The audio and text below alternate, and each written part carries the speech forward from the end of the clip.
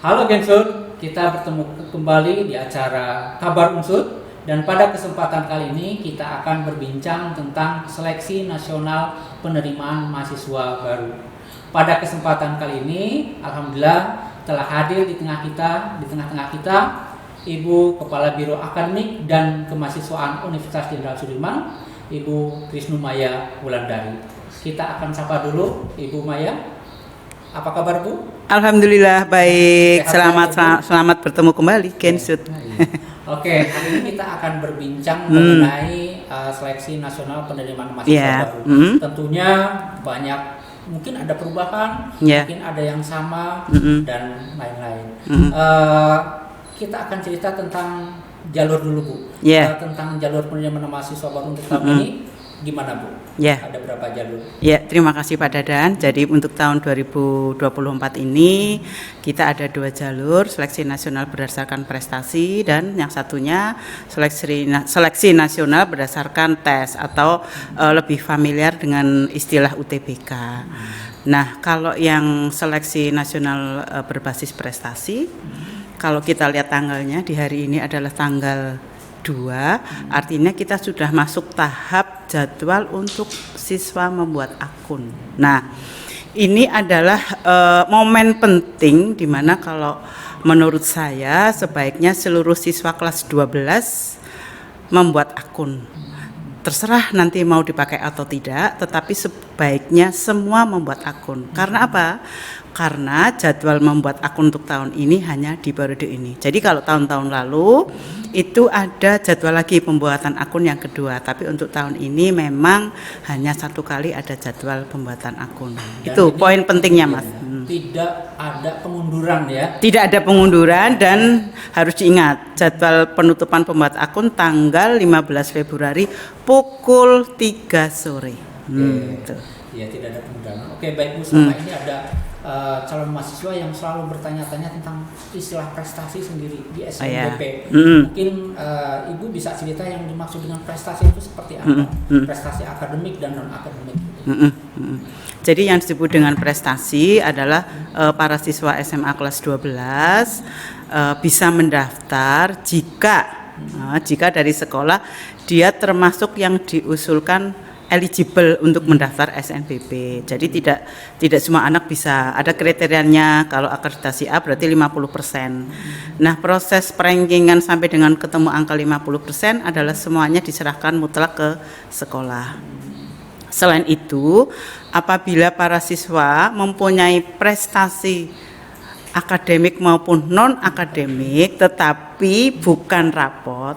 Ini yang pertama dinilai kan rapot semester 1 sampai dengan 5. Nah, untuk nambah poin supaya nilainya tinggi dan bisa tembus masuk perguruan tinggi negeri itu, siswa boleh menambahkan prestasi-prestasi, misal juara olimpiade matematika, juara olimpiade fisika, kemudian juga punya prestasi bidang seni, olahraga, agama, itu juga akan mendapatkan poin. Dan untuk unsur jika menjadi ketua OSIS atau sekretaris OSIS juga akan kita poin. Nah, tetapi syaratnya semuanya itu harus diunggah. Dan yang diunggah itu adalah sertifikat prestasi, bukan sertifikat kepesertaan. Ini sekali lagi ya, sertifikat prestasi, misal juara 3, juara 2, juara 1, seperti itu. Jadi bukan hanya sekedar ikut lomba, piagamnya diupload. Enggak, itu enggak akan kita nilai. Seperti itu Pak Dadan. Kalau untuk yang nanti kira-kira dapat poin itu sampai juara berapa Bu?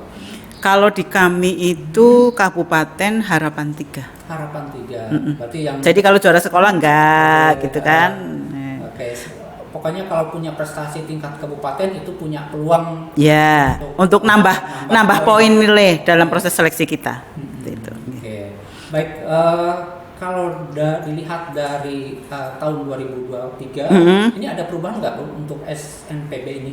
SNBP ini secara substansi tidak ada perubahan, hanya tadi pembuatan akun saja. Kemudian dari sisi mungkin kalau pilihan kita lanjut ke tema tentang pilihan. Nah, memang untuk tahun ini setiap siswa manakala memilih prodi itu benar-benar sudah dipikirkan dengan matang. Jadi bukan hanya pilihan iseng. Kalau memang tidak punya pilihan 2, ya nggak usah ngisi pilihan 2, hanya cukup 1. Karena apa? Karena nanti jika sudah diterima tidak bisa mendaftar di SNBT dan di Mandiri di seluruh PTN seluruh Indonesia. Nah, oleh karena itu kuncinya adalah saat memilih prodi ini memang siswa harus berdiskusi dengan guru, jangan lupa dengan orang tua. Kemudian banyak-banyaklah membuka profil perguruan tinggi yang dituju sampai dengan prodi. Nah, kalau dari situ kan sudah punya gambaran, oh kok prodi ini seperti ini, mata kuliahnya seperti ini, nanti kalau lulus akan bisa bekerja di mana atau berwirausaha dan lain-lain. Nah, itu harus menjadi bahan pertimbangan. Kemudian yang tidak kalah penting sebagai bahan pertimbangan adalah tentang biaya kuliah. Jadi jangan sampai terjadi anak kita diterima tapi tidak bisa registrasi dikarenakan orang tuanya tidak punya biaya atau tidak mampu membayar dengan UKT yang nilainya segitu gitu. Jadi ini memang harus pertimbangannya harus komprehensif. Nah, yang berikutnya adalah di SNBP ini kan ditawarkan juga program vokasi, ada politeknik, kemudian ada D3. Nah, ini juga mohon kalau memang nggak suka ke vokasi ya janganlah diisi. Tapi kalau memang sudah mantap, langsung saja dipilih kayak gitu. Langsung aja dipilih. Nah, dengan catatan kalau sudah dipilih diterima ya harus registrasi begitu. Tapi ini menegaskan kembali kalau yang sudah diterima di jalur SNBP, nanti dia tidak bisa mendaftar di SNBT maupun mandiri di perguruan tinggi manapun. Iya. Ya, betul. Ini mungkin bisa cerita sedikit Bu, kenapa ada kebijakan seperti ini? Ya, jadi kenapa tahun ini ada perubahan kebijakan? Kalau dulu kan hanya dikunci di UTBK ya, SNBT. Tetapi tahun ini kenapa dikunci juga di mandiri? Karena berdasarkan pengamatan pengalaman dari panitia nasional itu diindikasi bahkan terjadi model mahasiswa baru itu boyong, misal sudah diterima di SNBP, kemudian di mandiri sudah diterima di perguruan tinggi X, kemudian dia daftar lagi di perguruan tinggi A, ternyata nanti yang dia jadi kuliah itu di A. Nah, otomatis kan ini ada kekosongan kuota yang lewat SNBP di perguruan di prodi yang awal tadi kosong karena dia pindah kan, kemudian di mandiri di perguruan tinggi yang dia tinggal juga kosong. Nah, itu artinya apa? Artinya anak ini tidak memberi kesempatan kepada anak-anak lain yang belum mendapatkan kursi. Sementara dia sendiri bisa dapat 3 kursi, ternyata kan hanya 1, berarti yang 2 kursi kosong. Nah, sementara yang lain masih betul-betul membutuhkan untuk bisa mendapatkan 1 kursi dengan perguruan tinggi yang dituju. Nah, ini unsur ketidakadilannya di situ. Oleh karena itu tahun ini ada perubahan kebijakan nasional akan mengunci kalau sudah di tahap 1 yang model SNBP, nanti di UTBK dikunci, di mandiri dikunci, seperti itu Mas. Ini memberikan rasa keadilan ya, untuk siswa yang lain tidak kosong dan bisa dimanfaatkan oleh siswa lain, seperti itu. Iya. Nah, terus kemarin juga sempat ada isu ini Bu, kalau yang siswa yang sudah diterima SNBP dan kemudian tidak diambil itu akan berefek ke sekolah, betul ya Bu? Selama ini sih kalau unsur sendiri kami tidak pernah melakukan blokir. Jadi blokir itu dilakukan oleh panitia nasional manakala ditemukan kecurangan. Misal rapotnya sebetulnya nilainya nggak seperti itu, tapi saat di Dapodik atau di di PDSS mereka markup nilai-nilai rapot. Nah, nanti sekolahnya diblokir, tapi yang memblokir itu langsung panitia nasional. Bahkan kami perguruan tinggi tidak pernah tahu, misal nih ya Pak Dadang, tahun ini saya pernah ada yang nanya, Bu, tahun ini yang diblokir sekolah mana aja? Kami nggak tahu. Oke, berarti itu kewenangan pusat ya? Betul, kewenangan pusat, karena datanya semua kan ada di sana, bukan di kami, seperti itu. Jadi tidak sih. Tapi menjadi catatan iya, tapi perguruan tinggi tidak bisa memblokir. Gitu. Nah, sekarang untuk kuotanya sendiri Bu, untuk yang SNBP berapa persen nih dari total mahasiswa yang daftar? SNBP kita kan ngambil 30%, kemudian yang SNBT 40, kemudian yang mandiri 30. Nah, ini nanti dalam pelaksanaannya seperti ini Pak Dadang.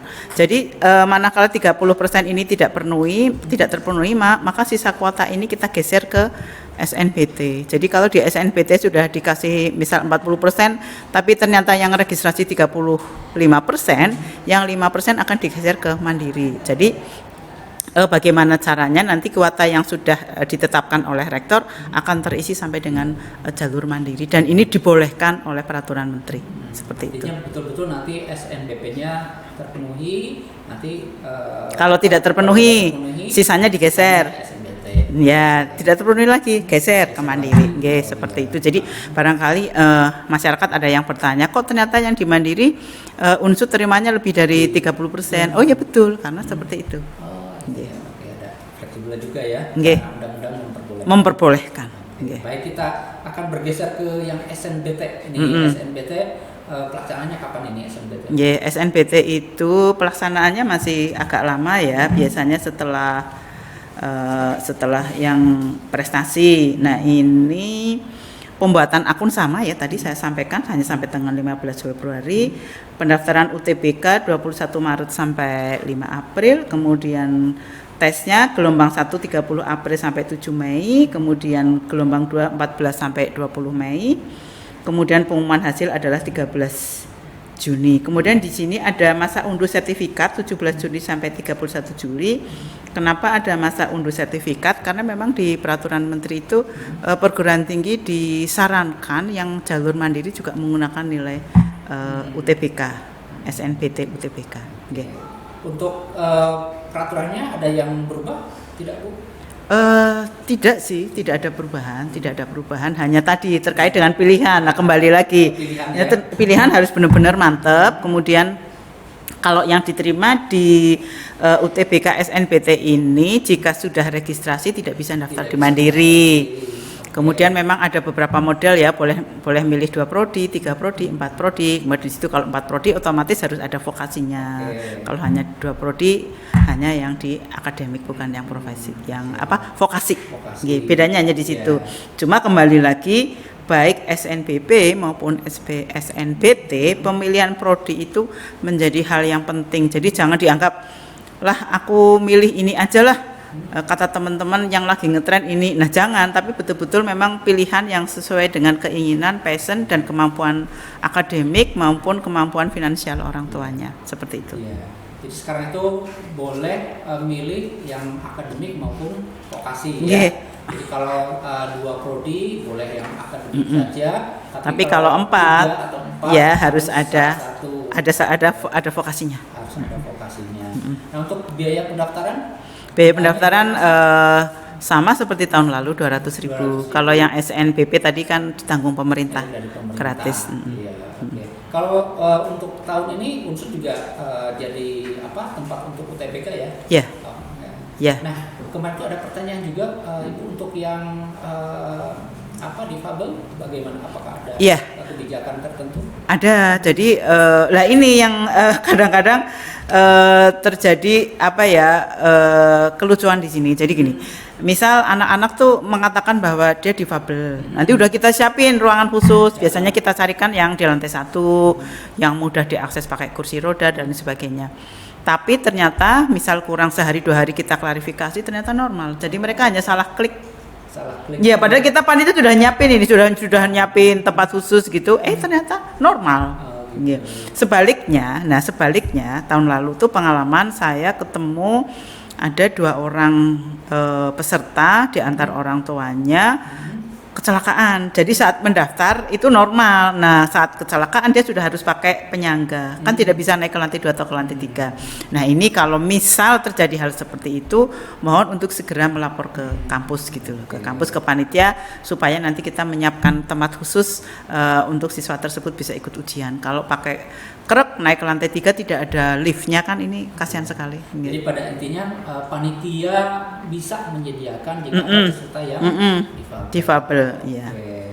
Untuk tahun ini tempatnya masih di sekitar Unsur atau masih tahun lalu ada di sekolah-sekolah? Enggak, kita sudah 5 tahun terakhir ini memang tidak pernah menggunakan sekolah-sekolah. Jadi semua menggunakan fasilitas yang kita punya dan yang lokasinya ada di Purwokerto. Jadi kita setiap harinya kurang lebih ada 800 kursi yang kita siapkan, kurang lebih seperti itu dengan cadangan-cadangan. Ada gelombang pagi dan sore. Pagi dan siang. Terus ini juga sempat ada yang bertanya-tanya Bu tentang KIP, barangkali ada informasi sedikit kalau KIP daftar kemana? Jadi kalau KIP silahkan daftar ke Pusat Pembiayaan Pendidikan. Kemudian direkomendasi oleh sekolah, jangan lupa ini. Jadi tahapannya di bulan-bulan ini mereka harus sudah mendaftar KIP, dan tolong kalau mendaftar KIP itu sampai tuntas, sampai selesai, sampai muncul kartu KIP. Jadi kadang ada anak-anak itu datang ke kita tuh KIP kuliah, mana kalau kita tanya, loh kartunya mana Mbak? Ternyata nggak ada. Jadi dia hanya baru masuk, mengisi data, belum tuntas, merasanya sudah mendaftar, padahal tidak. Itu yang pertama. Kemudian yang kedua, karena kuota yang diberikan oleh Kementerian Keperguruan Tinggi itu terbatas, jadi nanti saat diterima kita akan melakukan tahap verifikasi apakah betul mahasiswa baru kita layak mendapatkan KIP. Nah itu harus siap-siap seperti itu. Jadi bukan berarti kalau sudah dari Jakarta lolos, karena kalau Jakarta kan semuanya hanya unggah, ya. Tapi nanti kita akan ada satu tahap lagi namanya verifikasi untuk apa betul anak ini berhak lolos atau tidak. Nah, karena biasanya antara yang punya KIP yang diterima dengan kuota lebih banyak yang diterima dengan KIP, tapi kuotanya lebih sedikit gitu loh. Kayak kemarin contohnya kita kelebihan sampai 1.100. Tahun lalu kita kelebihan 400 kayak gitu. Jadi memang masih ada satu tahap lagi untuk betul-betul memastikan mendapatkan beasiswa. Ya Bu, barangkali ada bocoran kira-kira untuk tahun 2024 ini Unsur menerima berapa mahasiswa Bu? Kalau mahasiswa kurang lebih 8.000. Kita ada tambahan daya tampung sekitar 8.000-an. Jadi peluangnya sangat besar ya untuk diterima di Unsur dan ya. Ada lagi Pak Dadan, kita tahun ini ketambahan 7 prodi baru S1. Silahkan yang hari ini lihat podcast kami, buka juga podcast tentang prodi baru, dan menurut kami ini sangat layak untuk menjadi peminatan pertama untuk mendaftar. Di situ ada teknik mesin, ada teknik komputer, ada proteksi tanaman, kemudian ada biologi terapan, mikrobiologi, pendidikan Jepang, bahasa Jepang, kemudian satunya lagi adalah statistika. Silahkan dibuka profil-profilnya, barangkali nanti banyak yang tertarik untuk mendaftar prodi baru. Ini prodi baru yang saya kira cukup prospektif ya? Iya, semuanya berprospek. Oke. Kalau untuk apa istilahnya mahasiswa baru, barangkali nanti juga ada yang bertanya untuk fasilitas perkuliahan di Unsur sekarang bagaimana? Ya, jadi kalau terkait fasilitas secara overall kita sudah lengkap. Kemudian tidak hanya fasilitas perkuliahan ya, fasilitas olahraga juga kita sudah punya. Bahkan tahun ini kita sudah berhasil bangun gedung sport hall. Jadi mahasiswa selain bisa mendapatkan layanan pendidikan yang maksimal, juga mahasiswa dimungkinkan untuk melakukan aktivitas-aktivitas tambahan bidang olahraga, seni dan lain sebagainya. Dan ada satu lagi pesan saya Mas Dadan dalam kesempatan ini, tolong anak-anak, guru, Bapak Ibu guru, kemudian orang tua, manakala mencari informasi tentang Unsur, menggunakan informasi resminya Unsur. Jangan menggunakan media-media yang sebetulnya adalah bukan punyanya Unsur. Hanya menggunakan nama Unsur saja ya? Ya kan kadang-kadang ada yang menggunakan nama Unsur, tapi setelah kita buka ternyata bukan punya Unsur. Contohnya Instagram itu bukanya Unsur official. Contohnya itu, karena paling banyak saya lihat di Instagram. Jadi semuanya kalau di Unsur itu Unsur official gitu. Baik Instagram, YouTube dan lain-lain. Dan tolong itu yang dibuka, itu yang dibaca, atau web Unsur sekalian, website Unsur ACID itu sekalian yang kita buka. Nah, kemudian juga website tentang spmb.unsur.ac.id. Nah itu informasinya ada di situ, atau bisa kirim email dan lain sebagainya. Jadi jangan sekali-kali bertanya ke orang yang sebetulnya tidak tahu tapi seolah-olah tahu. Nah, itu yang pertama. Kemudian yang kedua, jangan percaya dengan publikasi-publikasi yang menayangkan terkait ini. Misal ya, kalau mau masuk fakultas ekonomi jurusan akuntansi itu rata-rata nilai rapot sekian. Nah, padahal kita tidak pernah mempublish hal-hal seperti itu. Nah, ini yang harus benar-benar masyarakat itu cerdas dalam mencari informasi yang betul atau hoax. Mungkin itu Pak Dadan. Ada satu lagi Bu Maya yang tadi terlewat tentang SNBP misalnya, itu kalau nggak salah ada jalur apa namanya portofolio ya. Oh iya.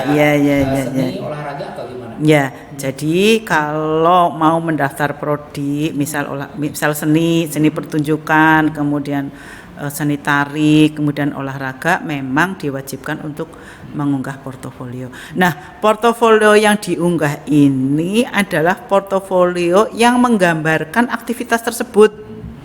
Jadi bukan sedang berdiri terima piala, misal seperti itu ya. Jadi bukan, tapi benar-benar ada aktivitas melakukan kegiatan tersebut, bahkan bisa meyakinkan kita, oh betul si A ini memang ahli taekwondo, misal kayak gitu. Oh si ini memang pinter nyanyi gitu kan, bisa tartil gitu ya, bisa itu harus ada bukti gitu loh, tidak hanya bicara ada sertifikat, tapi benar-benar harus bisa dibuktikan bahwa memang dia punya aktivitas itu, misal seperti itu. Kalau yang olahraga sifatnya tim gimana? Tetap harus ada. Jadi misal pemain voli ya harus menunjukkan dia lagi main voli dengan timnya. Jadi otomatis pembuatan videonya ya video 2 tim. Oh, 2 tim betul. Iya, misal pingpong ya harus ada lawannya kan gitu. Nah, kalau di sertifikatnya berarti harus ada nama orang itu ya? Iya, betul. Siswa itu. Betul. Iya. Tapi ini harus dijelaskan juga yang namanya prestasi itu harus betul-betul valid baik sertifikatnya maupun aktivitas. Ya, itu terutama kalau untuk yang untuk yang mendaftar prodi-prodi yang mewajibkan untuk ada portofolio. Ya. Karena pernah kita ada yang mendaftar, portofolionya kita buka ternyata nggak bisa menggambarkan sama sekali. Padahal kalau yang harus wajib portofolio itu komposisi penilaiannya portofolio 60%, kemudian yang 60%. Rapot 60, yang rapat 40. Seperti berarti itu. Lebih besar yang portofolionya ya. Berarti harus betul-betul valid baik. Iya, bisa menggambarkan. Kalau yang olahraga, yang seni itu benar-benar sudah benar-benar ada gambarannya gitu. Ada gambarannya yang meyakinkan para penilai bahwa oh iya memang anak ini talentanya di sini gitu. Nah, biasanya kan memang ditambahi itu Mas, ditambahi ada surat keterangan, ada sertifikat. Itu lebih meyakinkan lagi. Kalau di unsur sendiri berarti baru hanya ada olahraga ya? Iya, ada pendidikan olahraga. Baik, Game semua, mungkin itu informasi yang bisa disampaikan di acara Kabar Unsur pada kesempatan kali ini. Saya ucapkan terima kasih sama-sama yang telah menyampaikan informasi-informasi penting kepada kita semuanya. Dan sekali lagi tadi seperti disampaikan oleh Bu Maya, kalau menginginkan informasi-informasi tentang penerimaan mahasiswa baru, jangan mencari di media-media lain selain di media sosial yang resmi ya, bisa Instagram official atau Facebook official dan lain-lain, atau langsung kunjungi laman spmb.unsur.ac.id atau unsur.ac.id. Semua informasinya lengkap ada di sana ya. Baik, terima kasih. Saya akhiri. Wassalamualaikum warahmatullahi wabarakatuh.